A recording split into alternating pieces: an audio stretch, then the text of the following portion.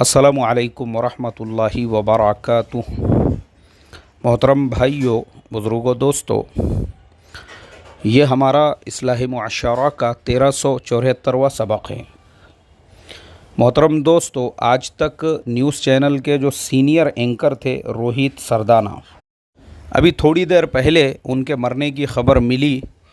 बड़ा अफसोस हुआ, रंज हुआ कि 39 साल की उम्र में वो हमारे दरमियान से चले गए।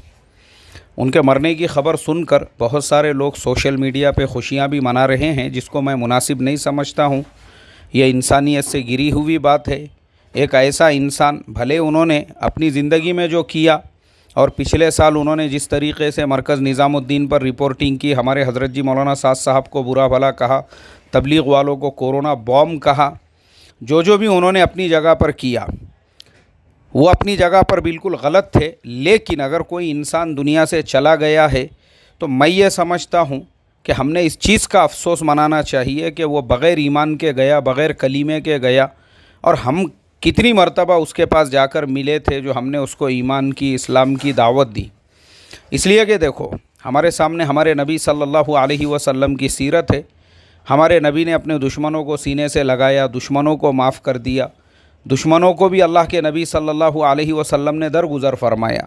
वहशी इब्ने हर्ब, जिन्होंने आपके चचा हज़रत हमज़ा को शहीद किया था, उनका कलेजा निकाला था, अल्लाह के नबी ने उनको भी माफ़ किया। हिंदा, जिसने कलेजा चबाया था, उसको भी माफ़ किया।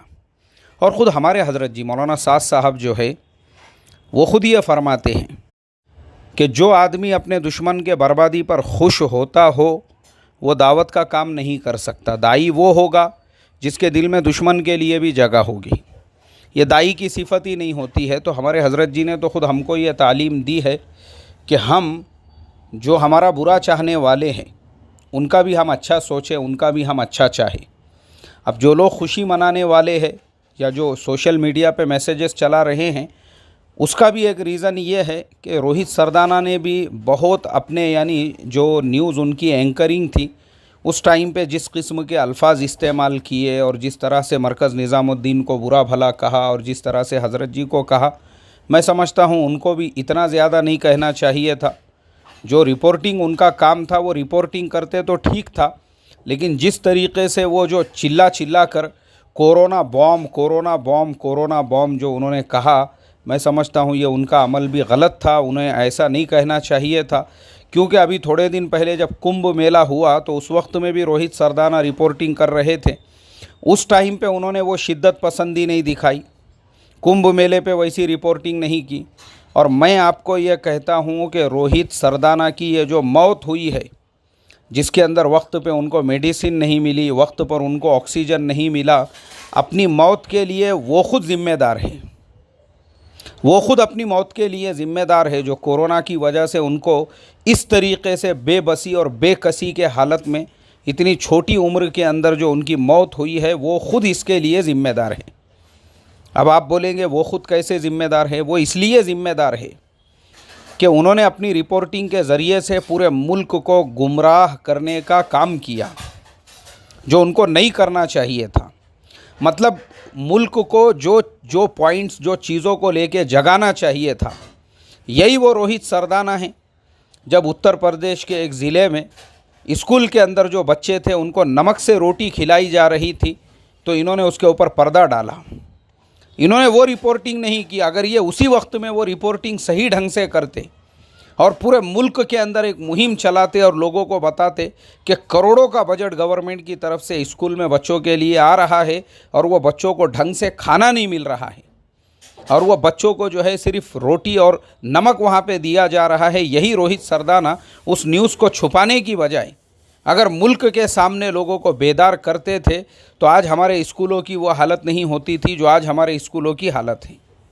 अगर यही रोहित सरदाना हॉस्पिटल्स की रिपोर्टिंग बराबर से करते, बिहार के अंदर, उत्तर प्रदेश के अंदर और दूसरे स्टेट्स, मध्य प्रदेश वगैरह के अंदर हॉस्पिटल्स के अंदर बेसिक इंफ्रास्ट्रक्चर नहीं, हॉस्पिटलों में ऑक्सीजन नहीं, वहाँ पे मेडिसिन नहीं, पेशेंट्स को रखने के लिए जगह नहीं है, लेकिन यही रोहित सरदाना है जिन्होंने जो है ये सारी ख़बरों को कभी भी हाईलाइट नहीं किया और लोगों को ऐसा बताते रहे कि बस हम तो चाइना से 4 कदम आगे निकल चुके हैं, बस हम तो इतने ताकतवर बन गए हैं दुनिया में, सुपर पावर, कि एक मुट्ठी में जो है चाइना को और दूसरे में पाकिस्तान को हम कुचल के रख सकते हैं। इन्होंने हमको जो है ना इस तरह से भ्रम में रखा, भ्रम में, इस तरह से भ्रम में जब हम रहे, यानी लोगों को अगर यही रोहित सरदाना अपने एंकरिंग का फ़ायदा उठाकर ये देश के लोगों को ये मसलों में जगाते और ये बताते कि आज हमको सही हॉस्पिटल चाहिए, आज हमारे देश में गवर्नमेंट को जो काम करना चाहिए था उन्होंने नहीं किया है, ये उन्हीं की नाकामी है। जो आज रेमडेसिविर डुप्लीकेट बना के मार्केट में बेची जा रही है वो भी हज़ारों लोगों को बेच दिया गया है।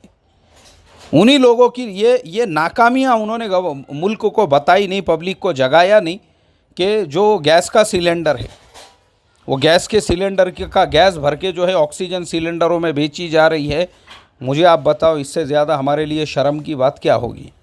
यही रोहित सरदाना है, यही रोहित सरदाना अगर अपना फरीज़ा सही से अदा करते थे और मेडिकल लाइन से, डॉक्टरी लाइन से, दवाओं के लाइन से, ऑक्सीजन के लाइन से देश के लोगों को जगाने का काम करते थे और ये बताते थे कि जो नाकाम लोग हैं ये नाकाम लोग हैं, नाकाम लोग, जो नाकाम लोगों की नाकामी अगर बताते, नाकाम लीडरों की नाकामी अगर देश के लोगों को बताते और ये बताते कि देखो जो लोग तुमको बेसिक इंफ्रास्ट्रक्चर देने वाले हैं, जो लीडर तुम्हारी गरीबी दूर करने वाले हैं, जो तुमको सही हॉस्पिटल देने वाले हैं, जो तुमको टाइम पे ऑक्सीजन देने वाले हैं, जो तुमको मेडिसिन देने वाले हैं, तुमने वैसों को वोट देना चाहिए।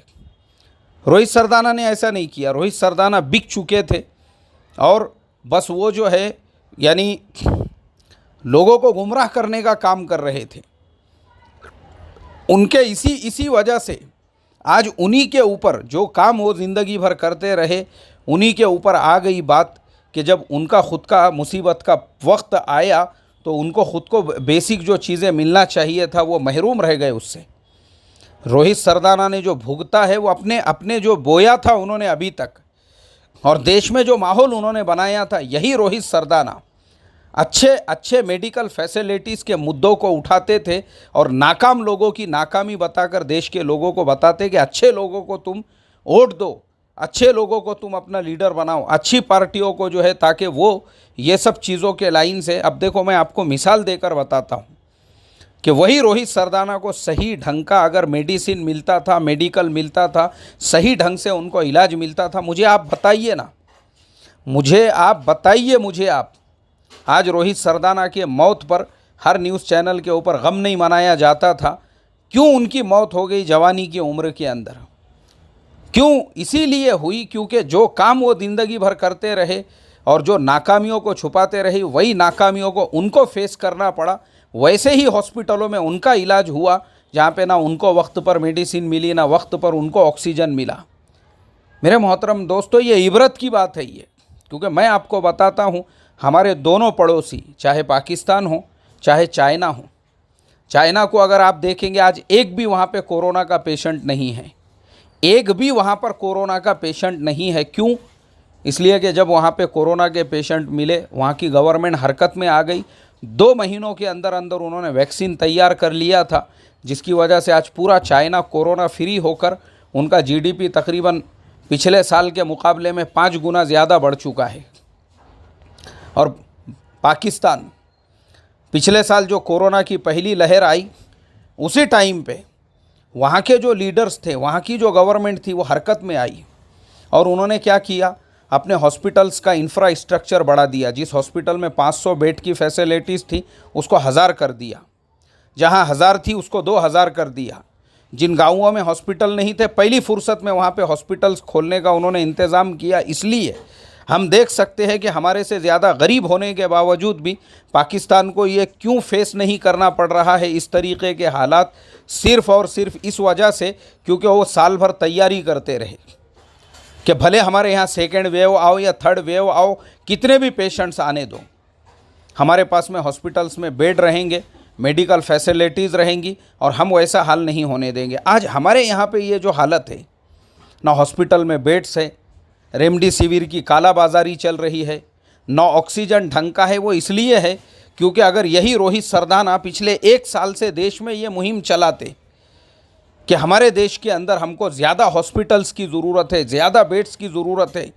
लेकिन रोहित सरदाना तो पूरा साल जो है वो राम मंदिर की रिपोर्टिंग करते रहे, हिंदू मुस्लिम पे डिबेट करते रहे, और बस वो एक पार्टी का वोट बैंक बनाने के लिए अपना पूरा उन्होंने एड़ी चोटी का जोर लगा दिया।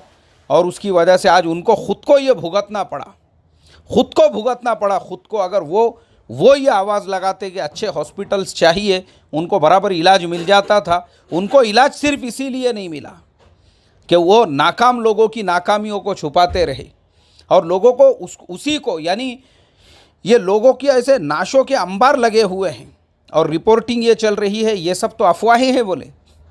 ये तो अपोजिशन जो पार्टियां हैं, ये तो उनकी साजिशें हैं। ये वो ज़बरदस्ती इस तरीके से हमको बदनाम कर रहे हैं। आप मुझे बताइए इससे बड़ा मजाक और क्या हो सकता है। इसीलिए रोहित सरदाना का जो हाल हुआ और जिस तरीके से उनकी मौत हुई, हमको दुख है उनकी मौत का। ऐसा नहीं है कि हम खुश हैं, हमको दुख है उनकी मौत का। लेकिन अपनी मौत के लिए वो खुद जिम्मेदार है और ये इबरत है बाकी के जितने भी न्यूज़ एंकर्स और रिपोर्टर्स हैं उनके लिए। याद रखो, अगर तुमने देश को अभी भी नहीं जगाया तो कोई गारंटी नहीं है रोहित सरदाना के बाद अब अगला नंबर किसका होगा। अल्लाह हम तमाम को समझ अता फरमाए। अस्सलामु अलैकुम व रहमतुल्लाहि व बरकातुहू।